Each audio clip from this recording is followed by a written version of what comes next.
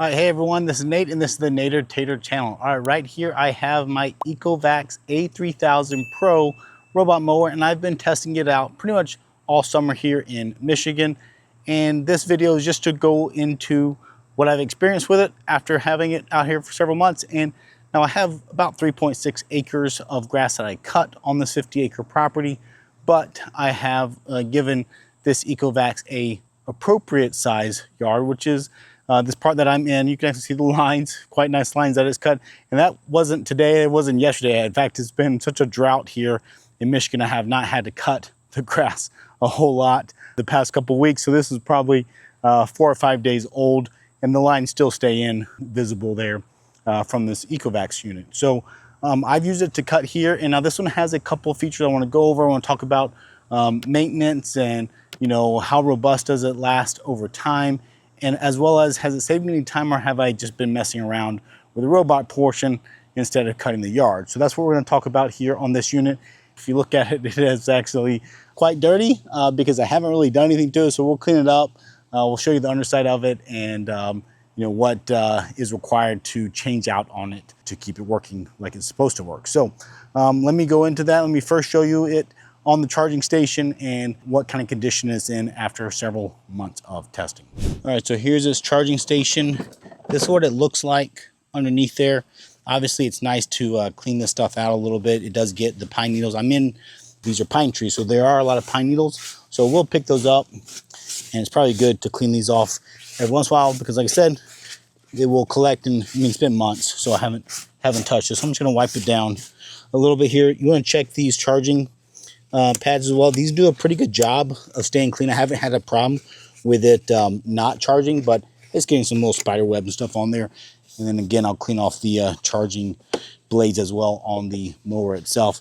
That's all you really have to do to this guy here. Let me get this guy cleaned up a lot. Let's look underneath this mower and see what it looks like. All right, so here's the underside of the machine. You can see it has the 2 flywheels here with the razor blades on it. These have not been replaced yet. They recommend, I think it's about 100 hours of cutting time.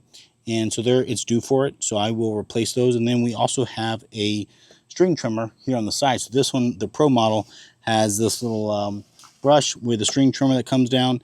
And we'll talk about that as well a little bit else in the future. Obviously, you want to check on your tires. Make sure that they're not cracked and broken open. These all appear to be in okay shape here. My back tires also look like they're in pretty good shape. Obviously, a little bit of wear over time, but nothing substantial there that needs any repair. But, depending on your use, you might have to watch that stuff as well. Now, as far as cleaning the top of the unit, this is the LiDAR sensor. You do want to keep that protected. It does a really good job. I have not cleaned it at all, and it does a really good job of not having water spots and stuff. I think it has a hydrophobic coating on it that keeps stuff away. But the rest of the stuff you can see has gotten dirty. So the rest of this mower, though, does need some love. And so I like using something like Super Clean. This is a safe product to use pretty much anywhere. And I really like the can because it has like this foaming action. So I can spray this around all of this mower here, and it's going to do a good job of very quickly cleaning it up. And this will not hurt anything. This it's not like a abrasive chemical that's going to damage stuff. So I can very quickly wipe this guy down and just return it to its kind of like new state here.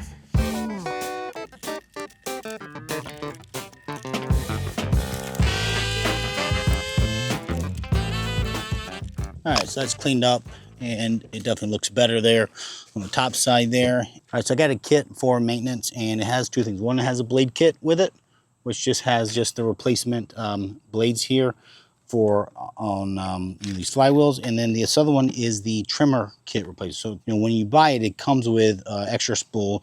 You can obviously add your own wire to it or string to it, but then this kit also includes another one of those, as well as the brush. Now mine has not worn at all because I don't have it running up against any kind of wall or fence regularly, but if I did, this here comes with not 1 but actually 2 replacement of those strings, as well as 2 replacements of the actual brushes.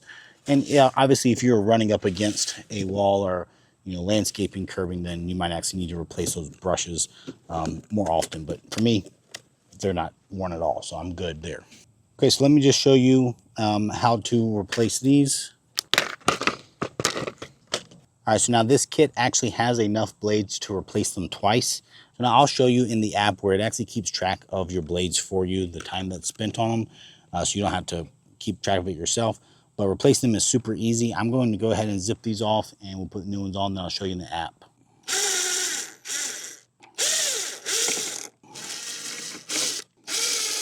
Okay, so now we have a new versus old blade. Now there is a trick to this. So on this old blade, you can look at it, you can see that this side here is shiny, and that's because that's where the grass has been cleaning it off. This side is the trailing side, and so it has a little bit, tiny little rust spots on it because it's not hitting the grass, but it's actually still sharp. It's not as sharp as new, but you can actually take these blades and flip them over so it's spinning the other way, and then you're going to get another cleaning edge on it. So that is a trick that you can do on these mowers. Is some of them will only spin the flywheels in one direction like this one, and therefore you can actually flip the blades and get some more life out of it, or you can of course replace them altogether. So I'm just going to put new ones on, and we'll go from there. Now, full disclosure, they do really tell you to put on gloves for these. These are razor blades. They will slice your fingers pretty easily, so if you're not comfortable with keeping your fingers out of the way, do put on some cut resistance gloves so that you are not at risk of getting a little slice and then blaming me or Ecovacs. All right, there we go. So now these guys should be all set up, and you can just check underneath it for anything else. I don't see any other problems of mine, so I'm good to go. And again, my string trimmer is good because I only use it during a small area, so it still has plenty of string. I have not replaced any of it yet, so it seems to be good at holding it up. I don't have it going up against anything hard. It doesn't have to go up against brick or metal, so it's just hitting grass, which probably helps make it last longer.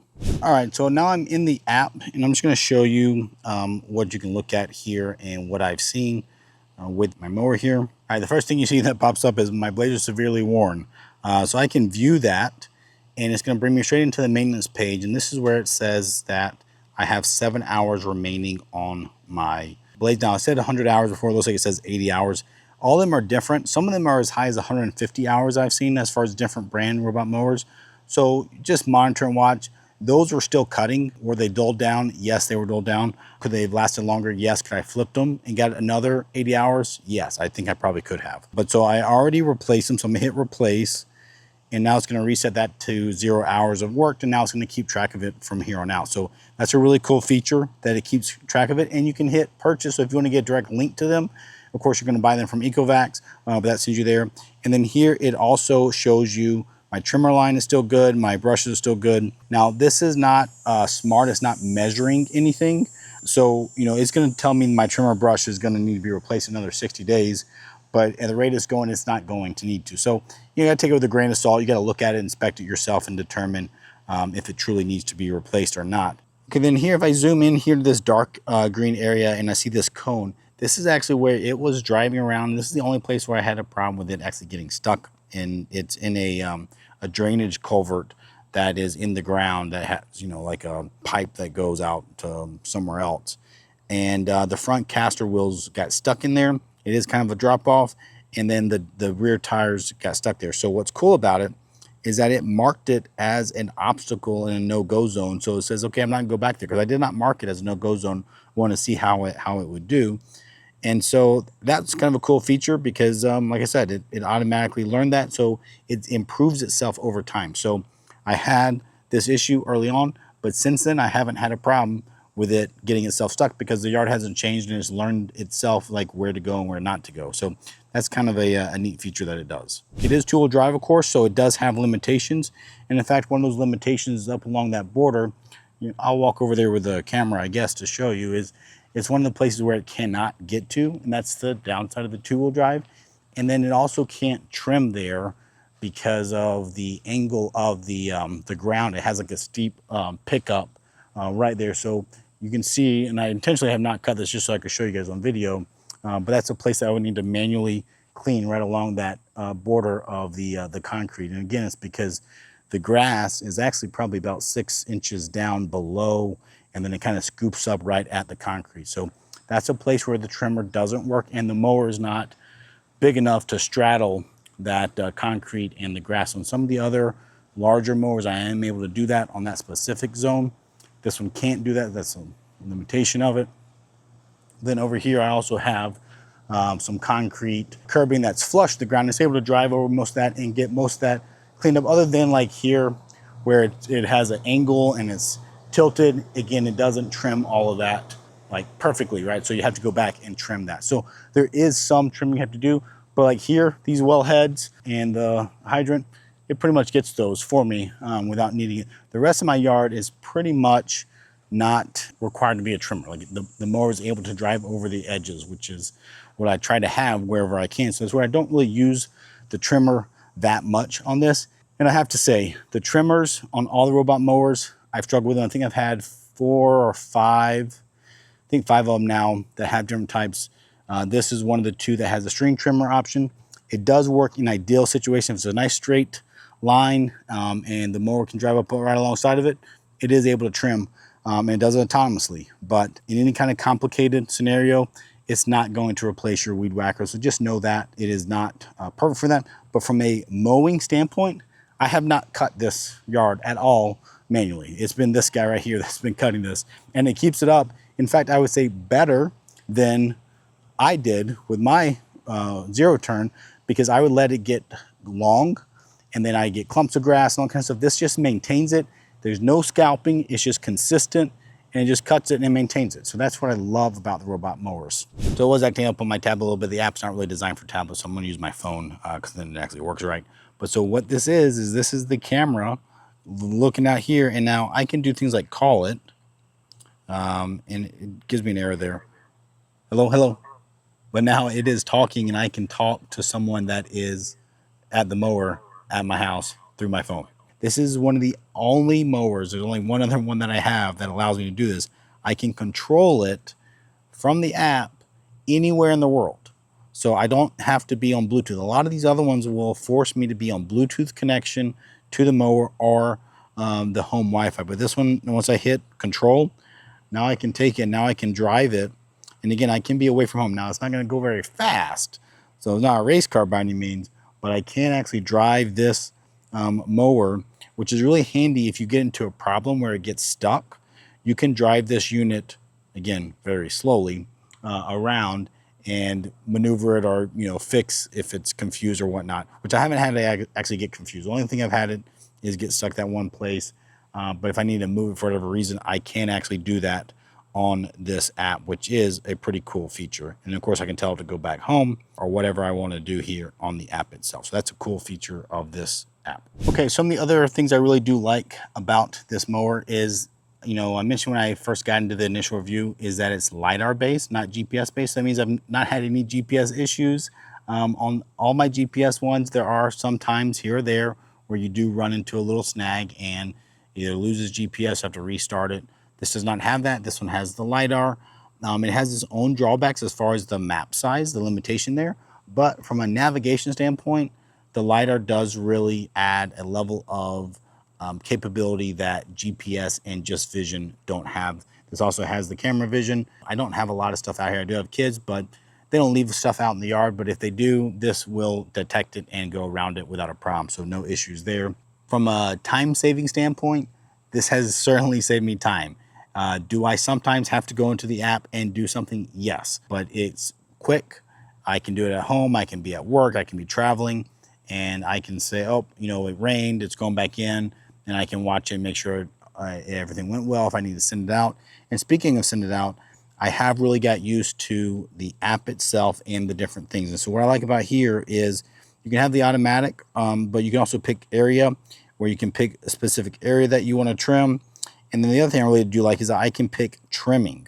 So, I have this dark green space, or, I guess darker green outline is the main area that I cut, but then the border that's green, those are ones I can check on or check off for where it trims. So I really like the ability to say, hey, go trim this area, and it goes over there and it will trim that area for me. So that's a cool feature of this one. And I guess a lot of them have something like that. Not all of them have the trimming or the border only setup. And then there's a schedule. I actually don't typically use schedule. I think a lot of people do. I'm probably an outlier there, but because I don't irrigate the yard, I don't have to necessarily cut it every other day. like I said, with it being so dry recently, I haven't had to cut it for several days. So I personally don't find it that hard for me to go in here and hit play. So that's what I do typically for my mower. So the biggest change for me for robot mowers and this Ecovacs one, for example, is not necessarily just the time savings. It's actually that I'm not out there sweating in the summertime. And my other big one is allergies. I knew I had allergies, especially after mowing. I would do things like wear a face mask and that kind of stuff to help prevent it. But the difference of not having all that pollen and grass shot out in the air by the big zero turn has made my just personal health actually better. So that's one of the big things I like about it. Now, as far as who should get a robot mower, if you are completely technically incompetent, yeah, I wouldn't get one. You do need to be able to use a phone or a tablet, use the app and do some stuff. You do need to be able to do some maintenance on it. Not a lot, it's not zero maintenance, but it is low maintenance, right? Like I said, the blades I replaced, it took me maybe 5 minutes to do that. Have to check on it. And if you're never at the house, for example, if you're like, oh, this is an Airbnb that I own and I just want the mower to just be autonomous, I'm gonna set the schedule, I'm never gonna check on it, that's probably too extreme as well, right? So you do want to be able to check on it, see if it got, I don't know, if it had the stick stuck in it. I mean, there are things every once in a while you'll have to look at it and do something with it. So to me, the best customer for it would be a person that is just busy. It's their house or their second home that they do go to and visit, and they just need something that goes out there and takes care of the yard for them, and they can check on it every once in a while. I mean, literally me, I drive by, if I'm coming back from work, I look and I can either see that it's out there running or I can see that the grass is cut. I'm like, yep, it's good. If an error comes up, I can see that. It is pretty rare for me to have to actually check on it, but again, you might have to, and so that's why you want to be around still. It's not completely hands off. Now this one is the A3000 LiDAR Pro, but they make different ones, different sizes. Some of them are cheaper, made for smaller yards. So get one that is appropriate for your budget and for your yard size. The one thing I will warn you about is when you go to look at, especially the LiDAR ones, is they typically hard limit the size of the yard based off what they say. So I think this one's a 3/4 acre. That means if you have a 1 acre yard, you can't go and map all that 1 acre. It's going to cut you off at 0.75. So do pay attention to that. And typically, my other advice I tell people is if you can afford it, the extra cost of the larger capability is get a mower that is actually more capable than you need, because that means it's going to cut it more. The maintenance is going to be a little bit less on it. So that's what I would recommend. But otherwise, this mower does work. I would say get it. You can look at my link down below, and that will get you the best price that's out there. And then, of course, if you enjoyed the video, give me that thumbs up on here, and then consider subscribing to my channel to see more content like this. I'm going to have some more robot mower and especially big reviews that I'm going to put out there comparing all the different mowers that I've tested out this summer. This is just one of many that I have tested.